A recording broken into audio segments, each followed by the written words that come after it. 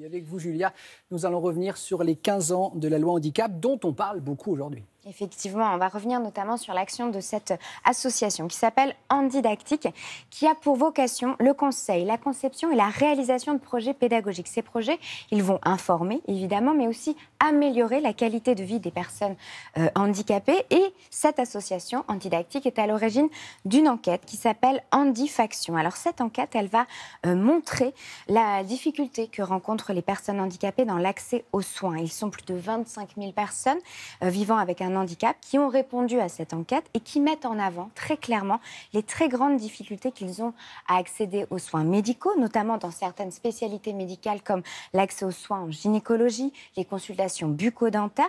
Alors le résultat de cette enquête et de ces inégalités flagrantes, eh bien, c'est une santé altérée avec des chiffres qui sont effrayants. À l'âge de 5 ans, l'espérance de vie d'une personne autiste, elle est réduite de 6 ans pour les hommes et de 12 ans pour les femmes par rapport à celle d'une personne de la population générale.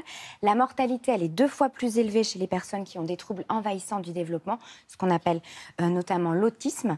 La durée de vie des personnes polyhandicapées, donc qui vont cumuler un handicap moteur et un handicap mental, est quant à elle comprise entre 40 et 50 ans. Et dans 30% des cas, le décès a lieu avant les 30 ans. Ces chiffres, ils sont assez effrayants. On va trouver toutes ces données, toutes ces informations et tous ces chiffres sur le site handifaction.fr, sur l'appli à suivre, donc Damien, avec l'action du gouvernement, notamment une couverture santé améliorée par la mise en place d'une complémentaire santé solidaire. Et puis on l'a vu dans les journaux, le gouvernement annonce 22 mesures pour l'année 2020. Merci Julia pour toutes ces informations.